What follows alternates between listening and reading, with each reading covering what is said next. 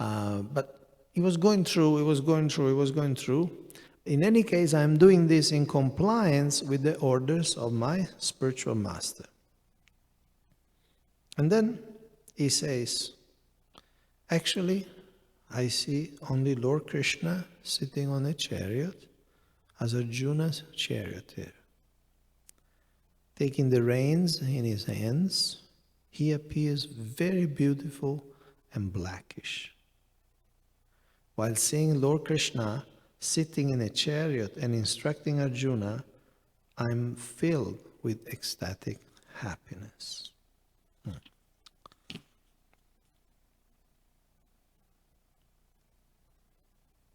And then Srila Prabhupada twice in this passage, in this few verses, quotes the famous verse, Yasya dheve parabhaktir yatadheve tata guru tasyate katita hirta prakashante mahatmana. Only unto those great souls who have implicit faith in both the Lord and the spiritual master are all imports of Vedic knowledge automatically revealed. So he quotes twice this verse, very important verse from the Svetasvatara Upanishad. Yasya dheve para bhaktir yata dheve tata guru. Yata deve, in God and in Guru. Tasyate katita hi harta. Artha means meanings. To him, the meaning of the scripture, prakashante, they become prakash, they become manifested. Because this is mystic literature.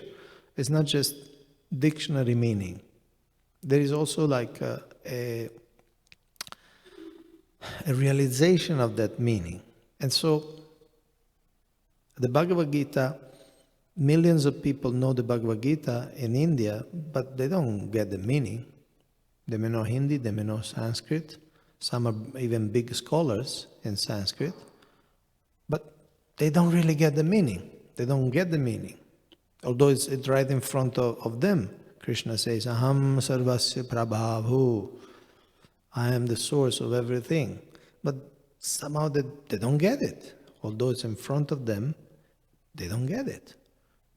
They think Krishna is a manifestation of this or that. They don't get the meaning of Bhagavad Gita. So Lord Chaitanya is saying, indeed, you are an authority in the reading of the Bhagavad Gita. Whatever you know constitutes the real purport of the Bhagavad Gita. And then Lord Chaitanya embraced him. The Brahmana caught the lotus feet of the Lord and began to cry. And then the Brahmana had this realization that Lord Chaitanya was actually Krishna himself. Because he was so connected, he could see, yeah, you are Krishna. He said, because my happiness is doubled. I was already happy, but now my happiness is doubled. So I was happy because of Krishna. So now, how can it be doubled? It must be Krishna. And here, apparently, Lord Chaitanya accepts. He just says, yeah, but don't tell anybody. He doesn't say, no, I'm not Krishna. See, Sri Chaitanya Mahaprabhu then taught the Brahmana very thoroughly. The book doesn't give details, but he instructed him. So imagine Lord Chaitanya sitting there telling him many things. I'm not sure. But the philosophy and so on. And requested him not to disclose the fact that he was Lord Krishna himself. In other words, he agreed. Yes, I'm Krishna, but don't tell anybody, because I'm doing this sannyas lila. I don't want people to know.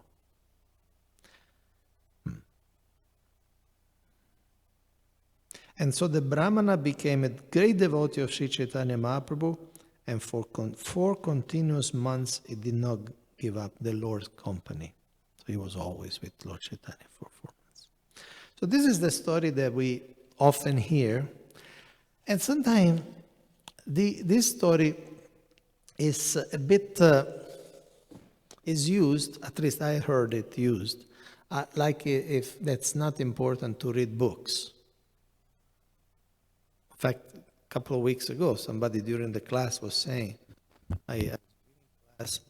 I was giving class and somebody was saying something. No, but this Brahmana in Sri Rangam was only looking at the pictures of the book, which that's why I went to check. There's no picture.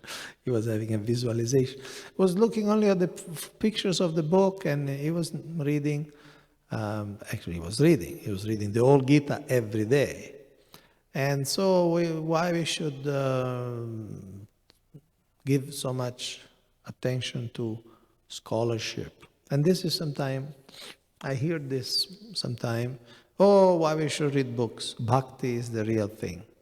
Yeah, but Bhakti, Shravanam, is the first thing of Bhakti.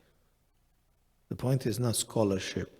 The point is not collecting information, data, learning in the sense of accumulation. I know this, I know this, I know that. I also know this, and I know this, and I know that, and I know this, and I read this, and I read that. It's not a question of academic accumulation.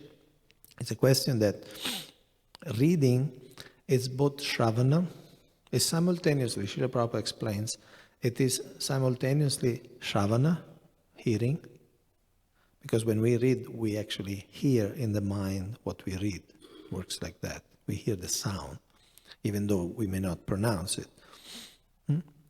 Like if you look at the words, you hear those words in your mind.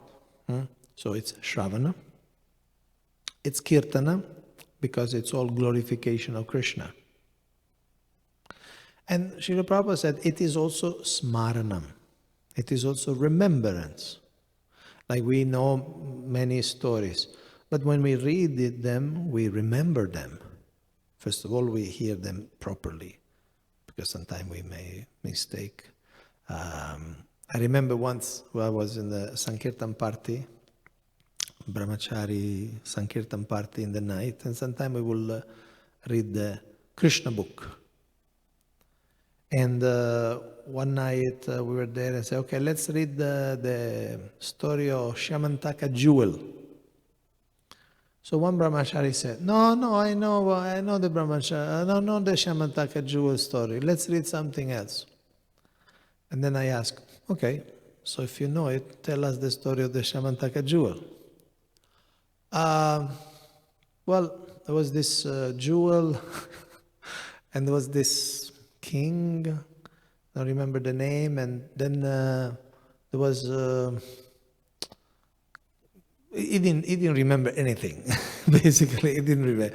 He just knew that he heard a story, but he didn't remember. It's a kind of a complex story, no? The Shamantaka jewel, how the person was getting the gold and this and that.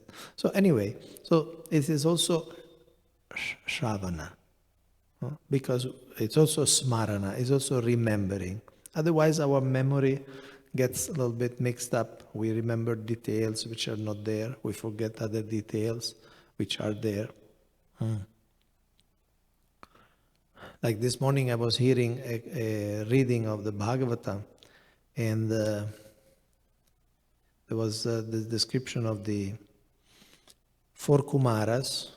They go to see Sankarshan at the bottom of the universe, and they travel through the Ganges, the subtle Ganges, the Ganga Devi. And it is said that the sages, when they come up, their hair was all wet. Now, often in our books, the Kumaras are all shaved up, no? But at least in that opportunity, they had some hair, because they had the wet hair, it's described. Now, how long, how short, I don't know, but they had hair. So that is something that I already heard, but I forgot. So hearing again and again, it makes us remember. So we may be simple. Not every one of us is a scholar, an intellectual, or great reader. But just like this Nabhaga was simple-hearted. Somebody was telling him, somebody in authority was telling him, do this, he will do that. He will believe. And in fact, this story was very successful. We'll see in the next few verses. He got the wealth, he got the darshan of Lord Shiva, he pleased Lord Shiva. So, and then finally he got a very special child in the person of Maharaj Ambarish.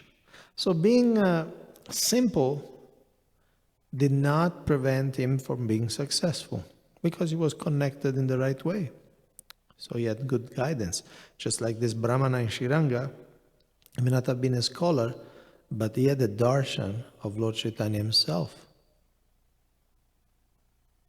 And Lord Chaitanya agreed, yes, I'm Krishna. So being simple, not being intellectual, is not a, what do you call, an obstacle to perfection. But one should be simple, should be also humble. If somebody is simple but is proud, then of course he will make a lot of mistakes. If somebody is simple and is also humble, then it's very easy, he will become successful. And if somebody is simple, okay, he may not remember so much, he may not memorize so much, but he will always be in touch because he will read, he will listen, he will read, so he will always be fresh in his Krishna consciousness. But he needs to do that work. Just like the Brahmana, he was reading every day the whole Bhagavad Gita, 700 verses, so it's a sadhana. He was doing as a sadhana. He wasn't doing for erudition, he wasn't doing to show off, he wasn't doing for social prestige, that you see I'm reading the Gita. No, he was doing because the Guru told him to do it, so he would do it. So, Srila Prabhupada also told us, read the books. You say it in many, many ways and many, many times. Read the books, discuss the books. So we need to do it. Some of us will retain more. Some of us will be able to explain more, to make connection. Oh yeah, here this says this, and there it says that. So some may not be able, but the fact that they will be always connected to the books, to the philosophy, to the lila, that they will remain spiritually fresh, spiritually pure. And then they will be successful. Because ultimately they'll remember Krishna. Okay, so these are a few considerations on this verse. Any questions or comments?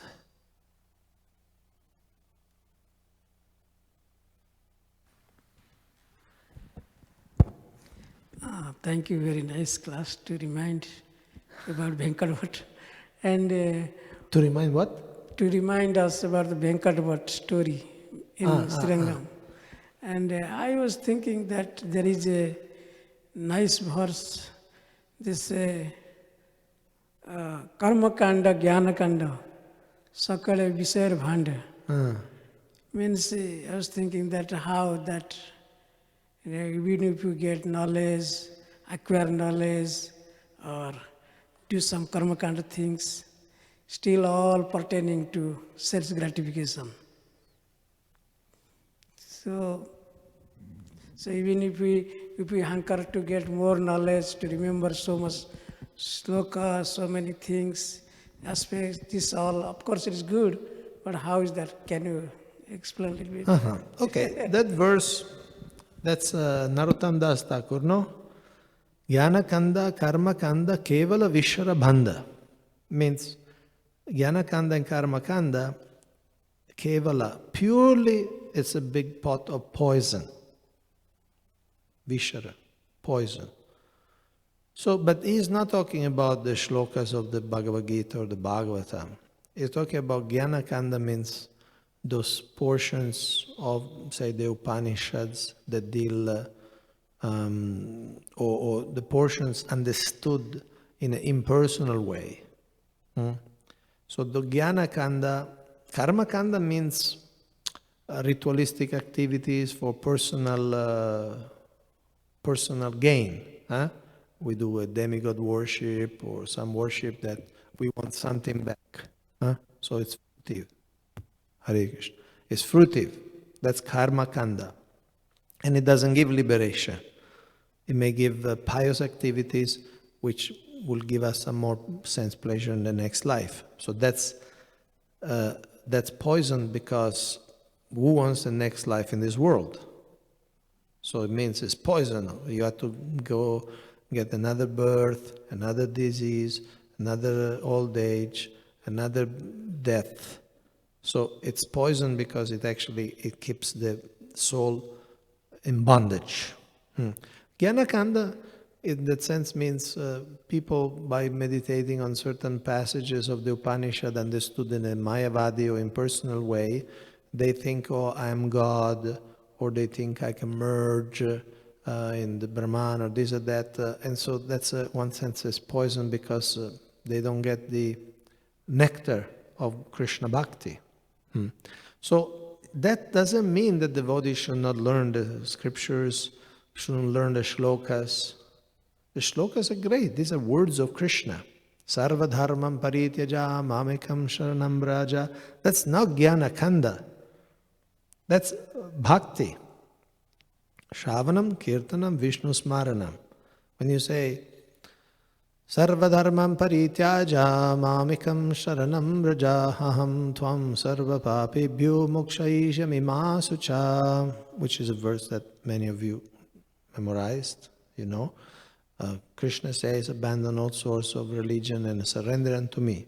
So when you say that, Sarva dharmam parityaja, you're doing shravana, because you're hearing. You're doing kirtana, because you're singing. And you're doing smaranam, because you are remembering. Not only remembering Krishna, the verse, but you're remembering the philosophy. Remembering the philosophy.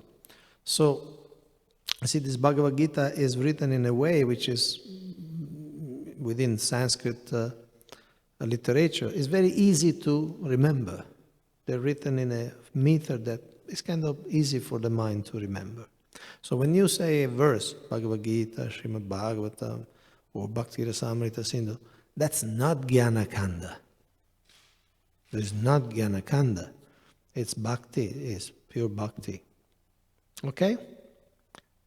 So we shouldn't think that, oh, that verse, that devotee knows so many verses, he must be a jnani. Huh? Like in a couple of days you'll have Gauranga Prabhu. Okay? He knows so many verses. And not only he knows, he used them. You will see, probably, most probably, in every class as he explained the verses, he remembers not only this, he doesn't only remember the story, but he remembers the words in Sanskrit, so he can explain. And he can quote from Bhagavatam, Ramayana, Mahabharata. You'll see. Huh? But not that you shouldn't think, oh, he's a jnani. No, he's a bhakta, he's a devotee. And because he is also very intelligent, very sharp, very good brain, very good brain substance, he's very clean, so he can remember all these things. He studies and he preaches. So you shouldn't think, oh, he's a jnani. No, he's a devotee who is successful at learning the books. Okay? Anything else?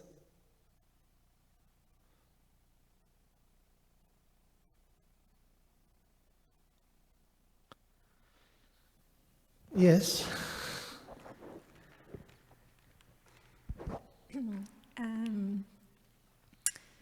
In talking about the Brahmana and his, what you'd highlighted, the particular illiteracy that was his difficulty, it really boiled down to not knowing the language and therefore not knowing the meter. So is it that meter is very much connected to knowledge of a language? Meter? Not necessarily. One may know the meter and not know the language. Like, for instance, what meter means. Once I took a a lesson by Dravida Prabhu. Dravida Prabhu? The rhythm, it's the meter is the rhythm. Yeah, but knowing the meter allows you to read the verse properly. What's long, what's short. We know that we know that some syllables are long. Like here,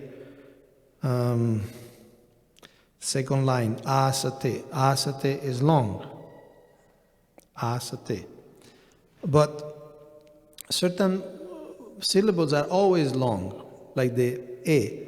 Ime, e is e, Sanskrit, e. Sanskrit, English will say e, but in Sanskrit, e. Ime, and also the words, the letters which are followed by two consonants are also long, like ime angirasa satram.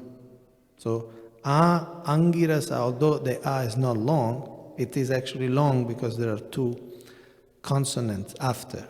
So ime angirasa satram asatedhya sumedasaha. So if you know how to read the verse, then you know basically what's long and what's short. Sometimes we create a little confusion because, especially with Bengali, the Bengali pronunciation is a bit more tight. So the a is like o, but sometimes in some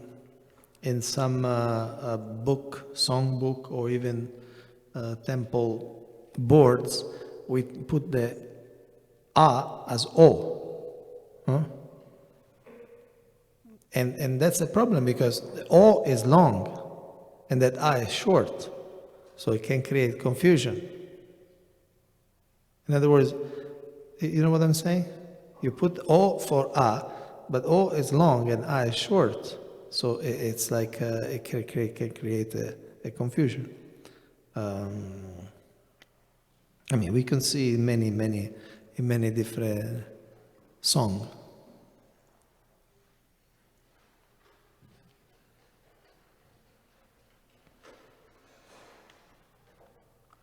Like e nivedena daro shakir anugata koro.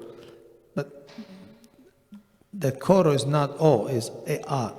It is said koro, but it's a short a. Anyway, I'm just giving an example like that. So, but one may know the meter and not know the meaning. So if I know the meter, I know how to read, but I may not know the meaning. But obviously, if somebody knows the language, he will know also the pronunciation. Like one who knows very good English, he will know how to pronounce many words because he knows the meaning of the words. English is also kind of tricky because the same letter sometimes is pronounced in different ways. Like A. A in apple is A, apple. But A in America is A, America. Sometimes it's O, like if you say tall. It's the same letter, but if you know the language, you'll know. Here is A, here is A, here is O.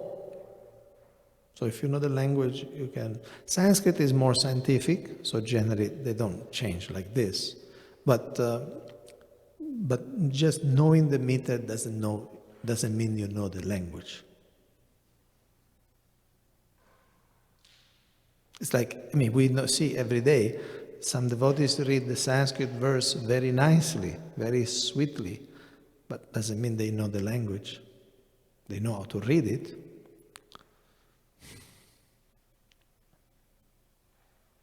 Yes?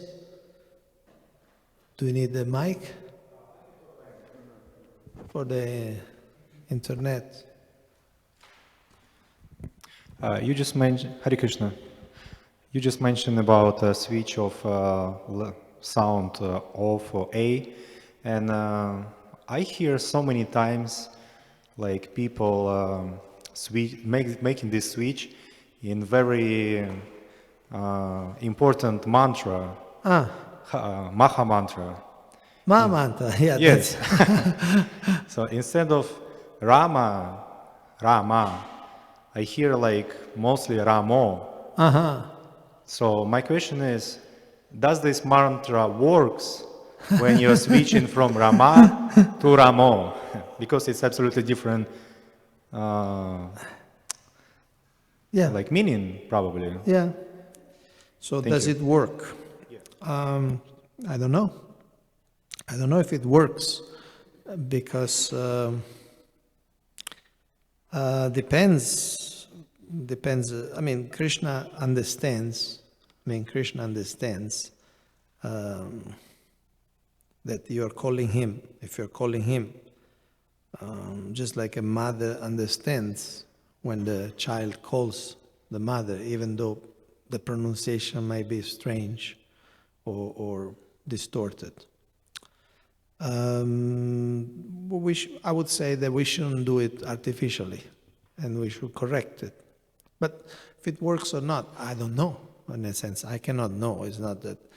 I mean, I don't know. It depends on Krishna. Is Krishna going to give the bhakti, going to give prema to that devotee or not? It's up to him. Say somebody may be very sincere, but he just got that bad habit and chants Ramo, Ramo, Ramo.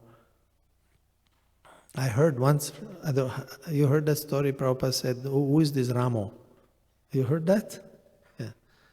Who is this Ramo? Is it like that? So who is this person? So it depends, I guess. We should not distort it, we should correct it, we should be careful. But if there is an effect, or to what extent in effect, I'm not sure. Obviously, it's not a karma kind of thing that, unless you pronounce the value.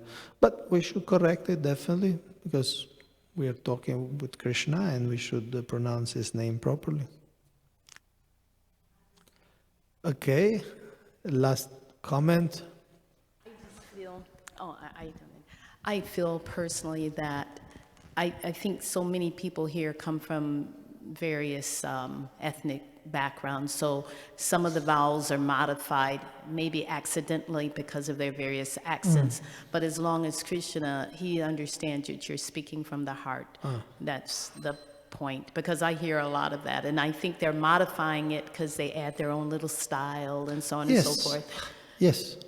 But I think they're trying to say the right thing, so I think Krishna understands that. Like in Russia, when they say Hare, Hare, they put some kind of like with the Hare, no? It's just the way the H works in Russia. So Right, and the Arabic people, they do a lot of the yeah, so that's that. it's yeah. But one should try to fix it if one notice that, okay, I'm having some trouble pronouncing. But your point is also good. Somebody may be like this Brahmana in Sriranga, may be very sincerely trying, and he doesn't get it always right. So Krishna was happy. So sometimes our pronunciation may not be perfect, like the na of Krishna. Sometimes we don't. My wife, she's from India, she's from South India, so there are not these 3 N, no? And sometimes she said, no, you're not pronouncing properly the N, and it's a fact. Maybe it must be a fact. So I hope all my rounds are not wasted. So thank you very much for your attention. Grantara Srimad Bhagavatam ki jai. Srila Prabhupada ki jai. Nitai Gaur Premanandi.